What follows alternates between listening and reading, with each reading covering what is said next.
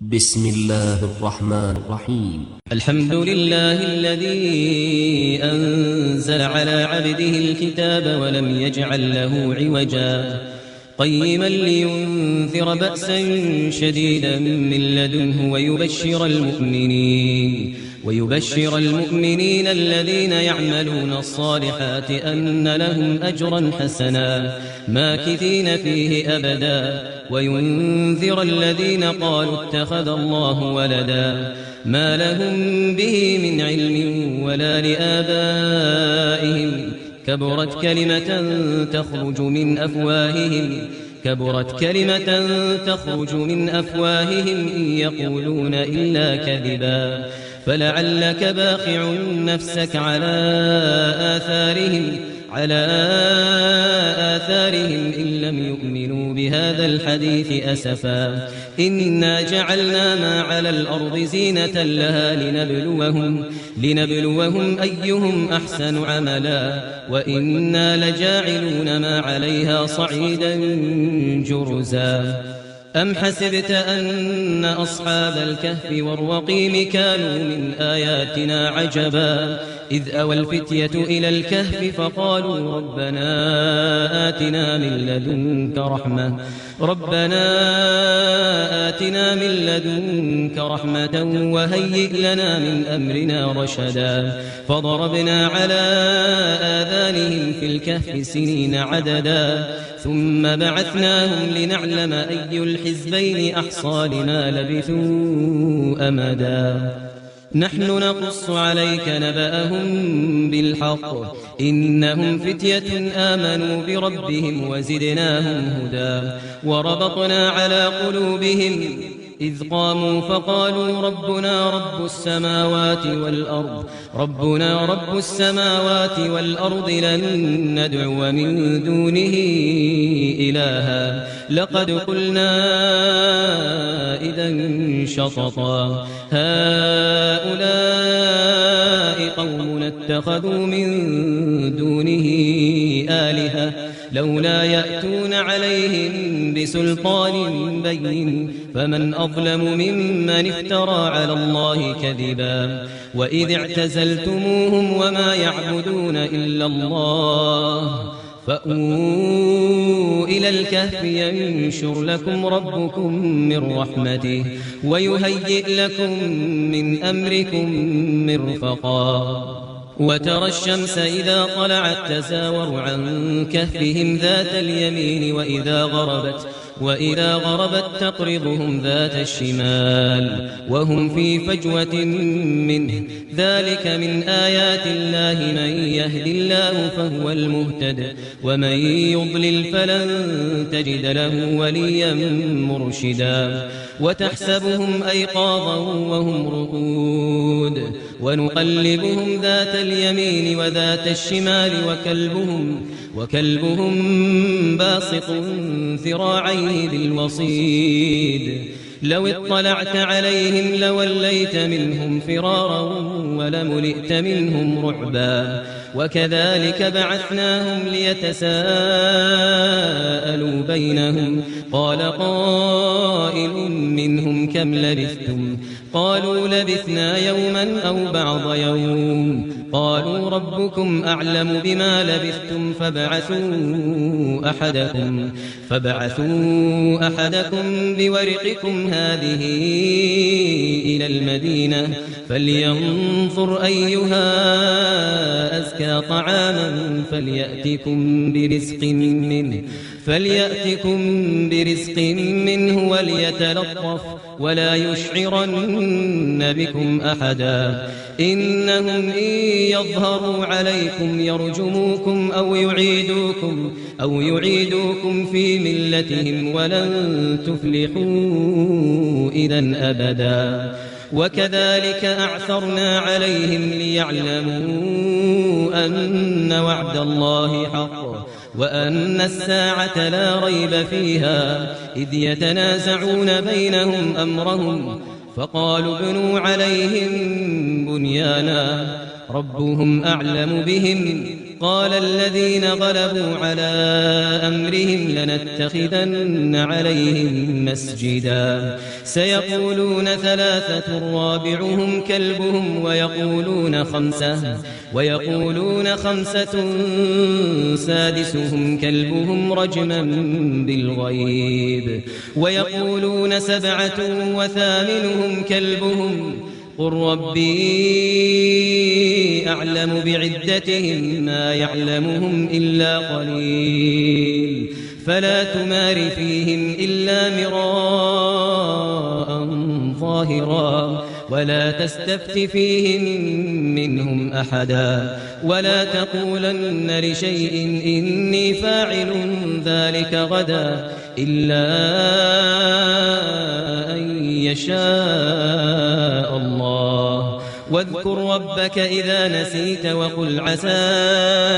أن يهديني ربي لأقرب من هذا رشدا ولبثوا في كهفهم 300 سنين وازدادوا 9 قل الله أعلم بما لبثوا له غيب السماوات والأرض أبصر به وأسمع ما لهم من دونه من ولي ولا يشرك في حكمه أحدا واتل ما أوحي إليك من كتاب ربك لا مبدل لكلماته ولن تجد من دونه ملتحدا واصبر نفسك مع الذين يدعون ربهم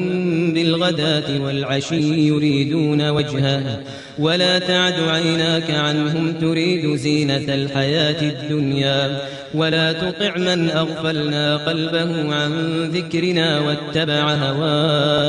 واتبع هواه وكان أمره فرطا وقل الحق من ربكم فمن شاء فليؤمن ومن شاء فليكفر إنا أعتدنا للظالمين نارا أحاط بهم سرادقها وإن يستغيثوا يغاثوا بماء كالمهل يشوي الوجوه بئس الشراب وساءت مرتفقا إن الذين آمنوا وعملوا الصالحات إنا لا نضيع أجر من أحسن عملا أولئك لهم جنات عدن تجري من تحتهم الأنهار يحلون فيها من أساور من ذهب ويلبسون ثيابا خضرا من سندس واستبرق متكئين فيها على الأرائك نعم الثواب وحسنت مرتفقا واضرب لهم مثل الرجلين جعلنا لأحدهما جنتين من أعناب وحففناهما بنخل وجعلنا بينهما زرعا كلتا الجنتين آتت أكلها ولم تظلم منه شيئا وفجرنا خلالهما نهرا وكان له ثمر فقال لصاحبه وهو يحاوره أنا أكثر منك مالا وأعز نفرا ودخل جنته وهو ظالم لنفسه قال ما أظن أن تبيد هذه أبدا وما أظن الساعة قائمة ولئن رددت إلى ربي لأجدن خيرا منها منقلبا قال له صاحبه وهو يحاوره أكفرت بالذي خلقك من تراب ثم من نطفة ثم سواك رجلا لكن هو الله ربي ولا أشرك بربي أحدا ولولا إذ دخلت جنتك قلت ما شاء الله لا قوة إلا بالله إن ترني أنا أقل منك مالا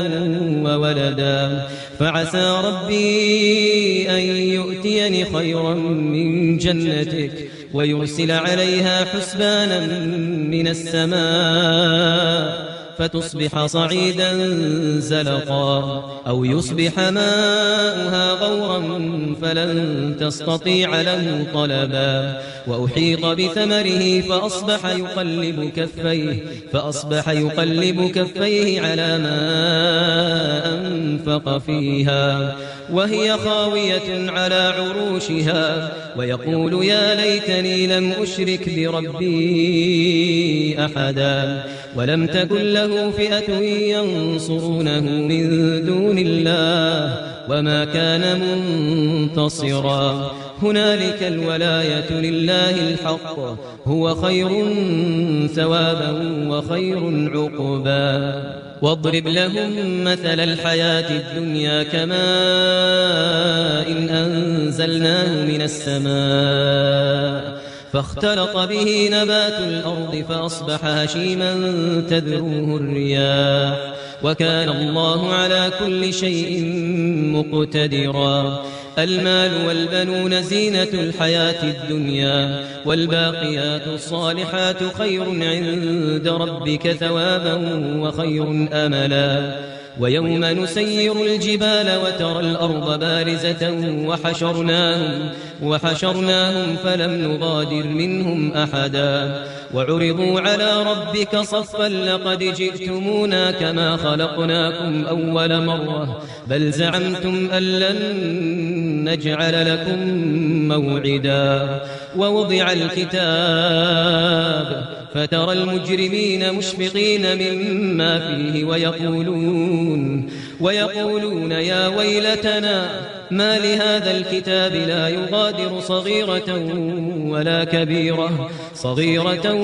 كبيرة إلا أحصاها ووجدوا ما عملوا حاضرا ولا يظلم ربك أحدا وإذ قلنا للملائكة اسجدوا لآدم فسجدوا إلا إبليس كان من الجن ففسق عن أمر ربه أفتتخذونه وذريته أولياء من دوني وهم لكم عدو بئس للظالمين بدلا ما أشهدتهم خلق السماوات والأرض ولا خلق أنفسهم وما كنت متخذ المضلين عضدا ويوم يقول نادوا شركائي الذين زعمتم فدعوهم فلم يستجيبوا لهم وجعلنا بينهم موبقا ورأى المجرمون النار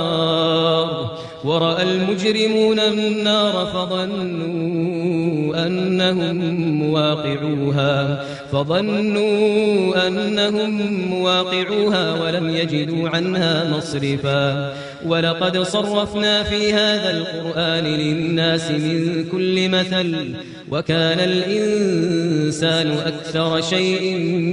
جدلا وما منع الناس أن يؤمنوا إذ جاءهم الهدى ويستغفروا ربهم إلا أن تأتيهم سنة الأولين أو يأتيهم العذاب قبلا وما نرسل المرسلين إلا مبشرين ومنذرين ويجادل الذين كفروا بالباطل ليدحضوا به الحق واتخذوا آياتي وما أنذروا هزوا ومن أظلم ممن ذكر بآيات ربه فأعرض عنها ونسي ما قدمت يداه إنا جعلنا على قلوبهم أكنة أن يفقهوه وفي آذانهم وقرا وإن تدعوهم إلى الهدى فلن يهتدوا إذن أبدا وربك الغفور ذو الرحمة لو يؤاخذهم بما كسبوا لعجل لهم العذاب بل لهم موعد لن يجدوا من دونه موئلا وتلك القرى أهلكناهم لما ظلموا وجعلنا لمهلكهم موعدا وإذ قال موسى لفتاه لا أبرح حتى أبلغ مجمع البحرين أو أمضي حقبا فلما بلغا مجمع بينهما نسيا حوتهما فاتخذ سبيله في البحر سربا فلما جاوزا قال لفتاه آتنا غداءنا لقد لقينا من سفرنا هذا نصبا قال أرأيت إذ أوينا إلى الصخرة فإني نسيت الحوت وما أنسانيه إلا الشيطان أن أذكره واتخذ سبيله في البحر عجبا قال ذلك ما كنا نبغي فارتدا على آثارهما قصصا فوجدا عبدا من عبادنا آتيناه رحمة من عندنا وعلمناه من لدنا علما قال له موسى هل أتبعك على أن تعلمني مما علمت رشدا قال إنك لن تستطيع معي صبرا وكيف تصبر على ما لم تحط به خبرا قال ستجدني إن شاء الله صابرا ولا أعصي لك أمرا قال فإن اتبعتني فلا تسألني عن شيء حتى أحدث لك منه ذكرا فانطلقا حتى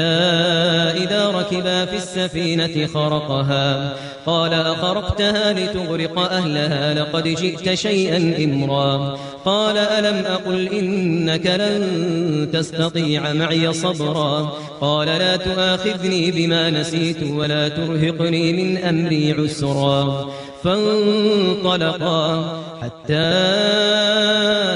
إذا لقيا غلاما فقتله قال أقتلت نفسا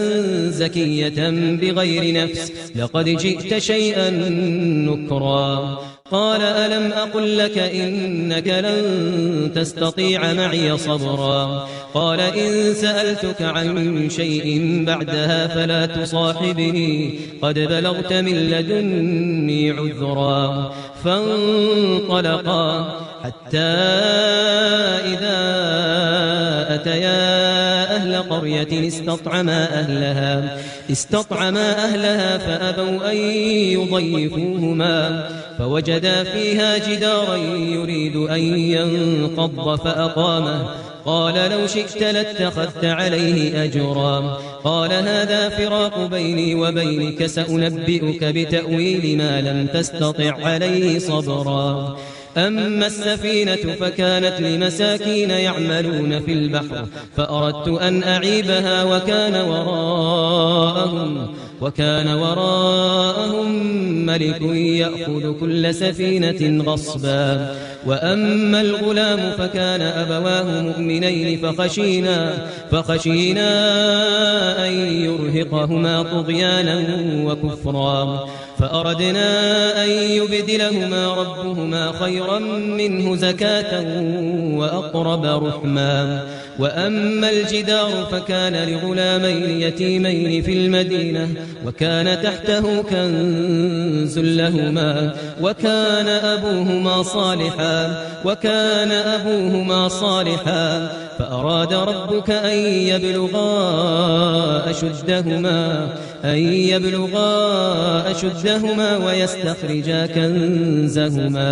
ويستخرجا كنزهما رحمة من ربك وما فعلته عن أمري ذلك تأويل ما لم تستطع عليه صبرا ويسألونك عن ذي القرنين قل سأتلو عليكم منه ذكرا إنا مكنا له في الأرض وآتيناه من كل شيء سببا فأتبع سببا حتى إذا بلغ مغرب الشمس وجدها تغرب في عين حمئة ووجد عندها قلنا يا ذا القرنين إما أن تعذب وإما أن تتخذ فيهم حسنا قال أما من ظلم فسوف نعذبه ثم يرد إلى ربه فيعذبه عذابا نكرا وأما من آمن وعمل صالحا فله جزاء الحسنى وسنقول له من أمرنا يسرا ثم أتبع سببا حتى إذا بلغ مطلع الشمس وجدها تطلع على قوم لم نجعل لهم من دونها سترا كذلك وقد أحطنا بما لديه خبرا ثم أتبع سببا حتى إذا بلغ بين السدين وجد من دونهما قوما لا يكادون يفقهون قولا قالوا يا ذا القرنين إن يأجوج ومأجوج مفسدون في الأرض فهل نجعل لك خرجا على أن تجعل بيننا وبينهم سدا قال ما مكنني فيه ربي خير فأعينوني بقوة أجعل بينكم وبينهم ردما آتوني زبر الحديد حتى إذا ساوى بين الصدفين قال انفخوا حتى إذا جعله نارا قال آتوني أفرغ عليه قطرا فما استطاعوا أن يظهروه وما استطاعوا له نقبا قال هذا رحمة من ربي فإذا جاء وعد ربي جعله دكاء وكان وعد ربي حقا وتركنا بعضهم يومئذ يموج في بعض ونفخ في الصور فجمعناهم جمعا وعرضنا جهنم يومئذ للكافرين عرضا الذين كانت أعينهم في غطاء عن ذكري وكانوا لا يستطيعون سمعا أفحسب الذين كفروا أن يتخذوا عبادي من دوني أولياء إنا أعتدنا جهنم للكافرين نزلا قل هل ننبئكم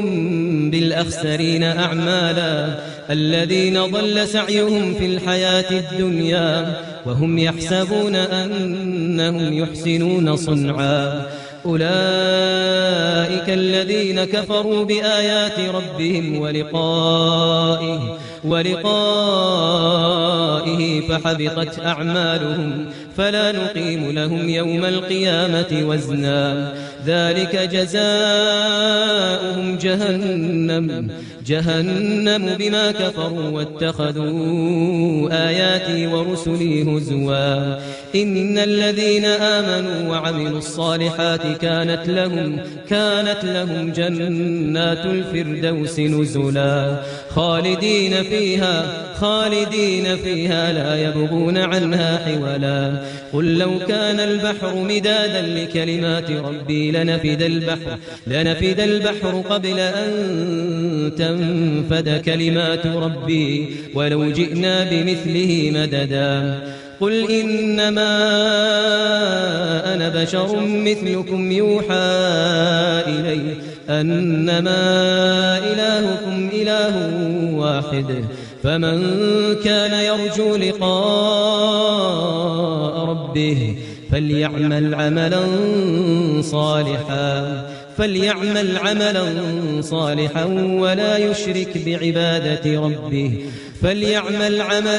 صالحا ولا يشرك بعبادة ربه أحدا